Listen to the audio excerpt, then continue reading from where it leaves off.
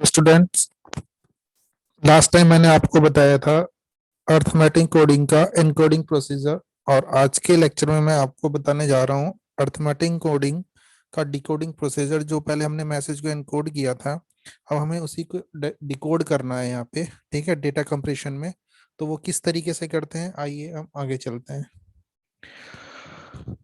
Arithmetic coding होता क्या है, मैं एक बार फिर से आपको बता देता हूँ। अर्थमेटिक कोडिंग का बेसिकली जो यूज होता है वो हमारा लॉसलेस डेटा कंप्रेशन में होता है, जहां पर हम डेटा को कंप्रेस करने में हमारे डेटा का लॉस नहीं होता है, वहां पर हम अर्थमेटिक कोडिंग का यूज करते हैं। ठीक है, ताकि हम डेटा को सही वे में उसको कंप्रेस कर सकें, उसके साइज को, ठीक है, कम कर सकें डेटा का जो कंप्रेस्ड होकर के हमारे पास आता है। सेकंड पॉइंट हमारा है कि इसको हम एक सीक्वेंस की फॉर्म में लेते हैं। सीक्वेंस मतलब जब हमें एक क्वेश्चन आगे भी सॉल्व करेंगे कि जब हमें इसको डेटा को कंप्रेस करना होता है, तो ऐसे नहीं कि हमने कहीं से भी उठा के रैंडमली उसको कर दिया।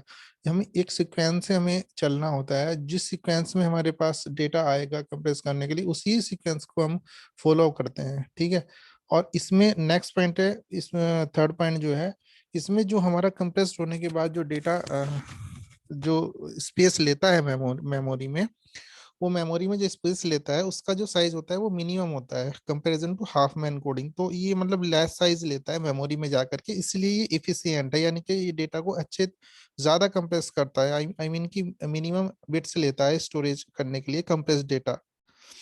देन नेक्स्ट है कि ये अर्थमेटिक कोडिंग में हम सारे का सारा जो मैसेज होता है उसको एक साथ हम एनकोड कर देते हैं एक सिंगल नंबर में। जो सिंगल नंबर होता है उसकी जो वो वैल्यू होती है, वो यहाँ पर जो ये नंबर है उसकी जो वैल्यू होती है वो मिनिमम जीरो से लगा करके, इक्वल्स टू जीरो से लगा करके, और अप टू और इक्वल्स टू यहाँ पर वन तक होती है। ठीक है, तो यहाँ पे एन की जो वैल्यू आएगी वो जीरो से वन के बीच में आएगी, जीरो टू वन के बीच में आएगी, यानी कि जीरो से स्टार्ट होकर के वन के बीच में कुछ भी वैल्यू हो सकती है।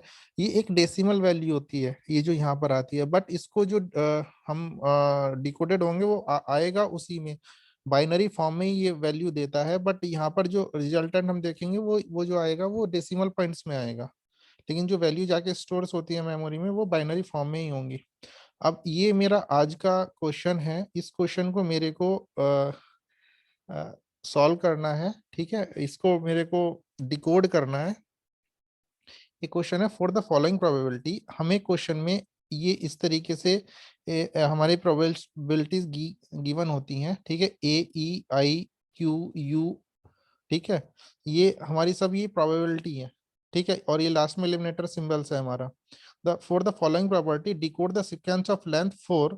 ठीक है, हमें 4 तक डिकोड करना है। वो कह रहा है क्वेश्चन में, ध्यान से पढ़ो, कि हमें 4 स्टेप तक जाना है, लेंथ 4th स्टेप तक जाना है, विद द टैग 0.2246। मतलब इस वैल्यू के लिए, ये वैल्यू फाइंड आउट करने के लिए, ये वैल्यू कहाँ मिलेगी हमको, ये जो ये बता रहा है 0.2246, और ये हमें कितने स्टेप्स तक लेंथ बता रहा है वो, कि हमें 4 स्टेप्स तक जाना है। ठीक है, अभी आगे हम देखेंगे। ठीक है, तो ये लेटर है और ये प्रोबेबिलिटी है, ये आप एक पेपर पे नोट कर लो। ठीक है, ये क्वेश्चन है मेरा, तो इसको ना ए की प्रोबेबिलिटी आप रिमाइंड कर रखना। ठीक है, 2 है, ई की प्रोबेबिलिटी 3 है, आई की प्रोबेबिलिटी 1 है, क्यू की 2 है, यू की 0.1 है, एलिमिनेटर की है 0.1। ठीक है, तो आगे मैंने ये प्रोबेबिलिटी नहीं लिखी हुई है नेक्स्ट स्लाइड पर, तो आप इसको नोट कर लीजिएगा, ताकि आपके आगे वाले जो स्लाइड्स में ऑन करूंगा उसके लिए आपके लिए हेल्पफुल रहेगा, पीछे आपको मतलब देखना नहीं पड़ेगा। ठीक है, तो चलिए आगे नेक्स्ट देखते हैं इसको। अब देखो, हमें इसको सॉल्व करने के लिए प्रोबेबिलिटी हमारे पास गिवन है, हमें मैसेज को डिकोड करना है। ठीक है, ये हमारा क्वेश्चन है, up to four length, 4 length तक, 4 लेंथ तक हमें मेरे को क्या करना है, डिकोड करना है। तो यहाँ पर क्या हुआ है, डी इक्वल्स टू हमें मैंने एनकोडिंग में भी ये फॉर्मूला बताया था, और इसी फॉर्मूले, दोनों फॉर्मूले का यूज हम यहाँ पर करेंगे। फॉर्मूला क्या है, फॉर्मूला है ऊपर दिया हुआ है यहाँ पर, जहाँ पर मेरा कर्सर जा रहा है। ठीक है, कि फॉर्मूला है डी इक्वल्स टू,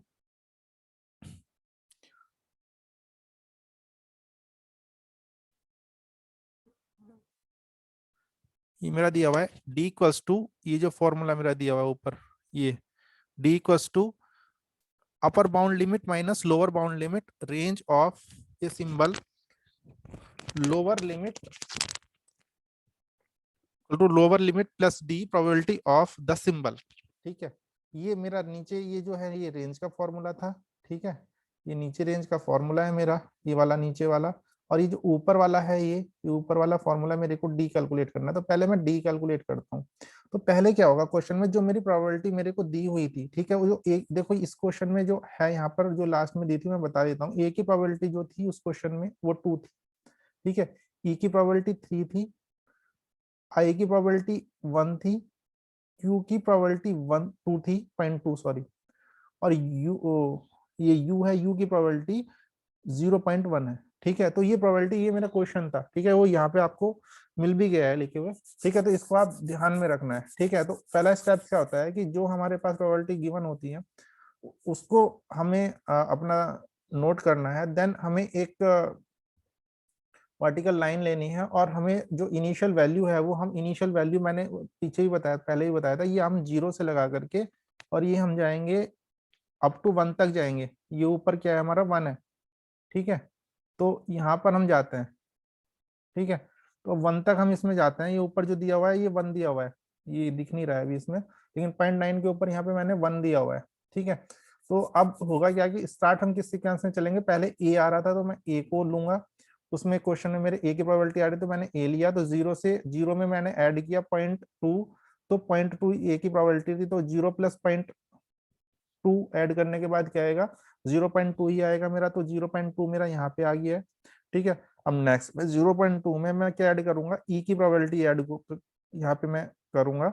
देन जो मेरा आंसर आएगा वो, अब जो मेरी नेक्स्ट यहाँ तक आएगा 0.5, यानी कि 2 प्लस 0.3, 0.2 प्लस 0.3 कितना आएगा, 0.5 आएगा मेरा। ये ई की रेंज होगी और ये नीचे ए की रेंज थी। इसी तरीके से ये जो यहाँ की लिमिट आई है 0.5 जो आई है, इसमें मैं आई की जो वैल्यू है वो 1, उसको मैं इंक्रीमेंट करूंगा तो ये 6 आएगा यहाँ पे, ये 6 आएगा। तो इस आई की रेंज होगी 0.5 टू 0.6। ठीक है, तो ऐड करने के बाद क्या है मेरे पास 0.6 आया। अब मैं इसमें एक वैल्यू क्यू की और ऐड करूंगा 0.2, तो इसी तरीके से यहाँ पर ये वैल्यू क्या आएगी, क्यू की रेंज कहाँ से कहाँ तक हो जाएगी, 0.6 टू 0.8 हो जाएगी। तो आई होप ये आपके समझ आया होगा। ठीक है, इस तरीके से हम करते हैं। अच्छा, जिसके लिए हमें वैल्यू कैलकुलेट करनी है, जो क्वेश्चन में हमारा दिया हुआ था वो ये है, ये वैल्यू है। अब ये इन्होंने यहाँ पे क्यों लिखा है, ये इन्होंने यहाँ पे इसलिए लिखा हुआ है क्योंकि जी ये जो 0.2246 जो वैल्यू है वो किसके बीच में लाई कर सकती है, कहाँ पे आंसर आ सकता है। वो देखो ऊपर मैं इसके 5 के ऊपर जाऊंगा, इस रेंज से ऊपर जाऊंगा तो वैल्यू 5 से ऊपर जा रही है। अच्छा, 2 से नीचे में आता हूँ यहाँ पे लोअर लिमिट में, तो वैल्यू 2 से नीचे तो फिर 2 से नीचे 1 पॉइंट समथिंग करके आएगी। लेकिन जो वैल्यू वो पूछ रहा है वो 0.2 समथिंग करके पूछ रहा है। ठीक है, तो ये जो वैल्यू लाई करेगी वो 0.2 के और 0.5 के बीच में लाई करेगी ना, तो इसलिए उसने बोला है कि यहाँ पर ये मैंने इसको यहाँ पे रखना है। ये ही एक इनिशियल कंडीशन है, ये बहुत इंपॉर्टेंट है, इसको समझ लीजिएगा। मैंने इसको यहाँ पे क्यों लिखा है, क्योंकि ये वैल्यू जो लाई कर रही है वो 0.2 और 0.5 के बीच में ही लाई कर रही है। ये मेरे क्वेश्चन में पूछा गया था, इस वैल्यू के लिए ही मेरे को डिकोड करना है। ठीक है, तो अब मुझे करना क्या होगा, ठीक, तो मुझे इन दोनों वैल्यू का, यहाँ से 0.2 का और 0.5 का, जो मैंने डिफरेंस का ऊपर फॉर्मूला और रेंज बताया था, पहले मैंने इसको क्या करना है। ये तो मेरा स्टेप फर्स्ट था जो मैं भी आपके साथ डिस्कस कर रहा हूँ। अब मैं स्टेप 2 की बात कर रहा हूँ। स्टेप 2 में मुझे क्या करना है कि मुझे ये जो 0.2 है, ठीक है, इसको मुझे लोअर लिमिट में लेके जाना है और इसकी जो अपर लिमिट है इसको मैंने ऊपर सेट कर दिया। देखो ऊपर यहाँ पे 0.5 दिया हुआ है और नीचे यहाँ पे जो इसकी लोअर थी ये 0.2 दिया हुआ है। ठीक है, अब उसके बाद मुझे क्या करना है, उसके बाद मेरे को यहाँ पे आना है। स्टेप 2 में मैंने यहाँ पे कैलकुलेट किया हुआ है। अब इसका जो फॉर्मूला है वो D equals to upper limit minus lower limit. Upper limit step 2 में कितनी है मेरी 0.5 है और लोअर लिमिट कितना है 0.2 है। तो इसका जो डिफरेंस आया वो जो मेरे पास आया वो आया 0.3। ठीक है, तो अब 0.3 के फॉर्मूले को मैं अब मैं हर एक सिंबल की रेंज कैलकुलेट करूंगा। सबसे पहले मेरे पास ये ए सिंबल था, तो मैं ए की रेंज कैलकुलेट करने के लिए मेरे पास यहाँ पे है कि range of symbol a step 2 के लिए, ठीक है, 0.2, 0.2। ठीक है, और 0.2 क्या है मेरा, ये 0.2 है initial lower limit. Lower limit कितनी है ये की, वो 0.2 है, तो वो मैंने इसलिए यहाँ पे 0.2 लिखी हुई है ये। ठीक है, प्लस ये जो डिफरेंस आया 0.03 वो है, प्लस ये प्रोबेबिलिटी ऑफ ए है 0.2 जो है वो ये क्या है, प्रोबेबिलिटी ऑफ ए, जो कि मैं पहले आपको बता चुका था क्वेश्चन में गिवन है। और ये कैलकुलेट करने के बाद मेरी वैल्यू कितना आती है, 0.26 आती है। 0.26 क्या होगी, मेरी ए की अपर लिमिट होगी। ए की क्या होगी, ये अपर लिमिट होगी। तो ए की तो ये अपर लिमिट होगी, लेकिन जब मैं नेक्स्ट वैल्यू ई की कैलकुलेट करूंगा तो ई की क्या हो जाएगी, ये लोअर लिमिट हो जाएगी। तो जब मैं रेंज ऑफ यहाँ पे स्टेप 2 में सिंबल ई कैलकुलेट करूंगा तो मेरे को 0.26 इसकी इनिशियल वैल्यू हुई ई की, और फॉर्मूला वही सेम अप्लाई होना है। डिफरेंस जो आ रहा था वो हर एक बार हर एक सिंबल के लिए सेम ही रहना है स्टेप 2 के लिए, ठीक है। बट यहाँ पर चेंजेस क्या होगी, यहाँ पर प्रोबेबिलिटी हर एक की चेंज होगी, ठीक है। अब ई की जो प्रोबेबिलिटी है वो क्या हो गई है, 0.3 हो गई है। और इसको सॉल्व करने के बाद जो मेरा आता है वो 0.35 आता है, 0.35 आता है। अब 0.35 जो है ये आई के लिए इनिशियल वैल्यू हुई है यहाँ पे, क्लियर है। आई के लिए इनिशियल वैल्यू हो गई है ये। तो आई के लिए इनिशियल वैल्यू क्या हुई, मैं अगर मैं रेंज ऑफ अब आई कैलकुलेट करता हूँ तो इनिशियल वैल्यू 0.35 हुई, प्लस 0.3 जो मेरा डिफरेंस पहले आ रहा था मैंने बोला ये सेम रहेगा, और 0.1 क्या है, ये मेरी प्रोबेबिलिटी है आई की। और इसको कैलकुलेट करने के बाद मेरा जो आंसर आता है वो 0.38 आता है, ठीक है। इस तरीके से मैंने इसकी रिमेनिंग बचे हुए जो 3 स्टेप्स हैं वो सेम प्रोसीजर के थ्रू मैंने कैलकुलेट कर ली है, ठीक। अब बात आती है कि जो वैल्यू मेरी है, ये जो यहाँ पे जो मैं बोल रहा था क्वेश्चन में गिवन था क्या, पॉइंट, ये वाली जो वैल्यू है 0.2246। अब मुझे स्टेप 2 में देखना है ये किसके बीच में लाई कर रही है। अब ये जो वैल्यू लाई करेगी वो ये वो जो लाई करेगी वो करेगी ई की लोअर लिमिट के और ई की अपर लिमिट के बीच में, ठीक है। अब इसके इसके लिए हम फिर से क्या कर देंगे, ई की जो सॉरी ये जो वैल्यू लाई करेगी ये वैल्यू लाई करेगी मेरी ए के बीच में।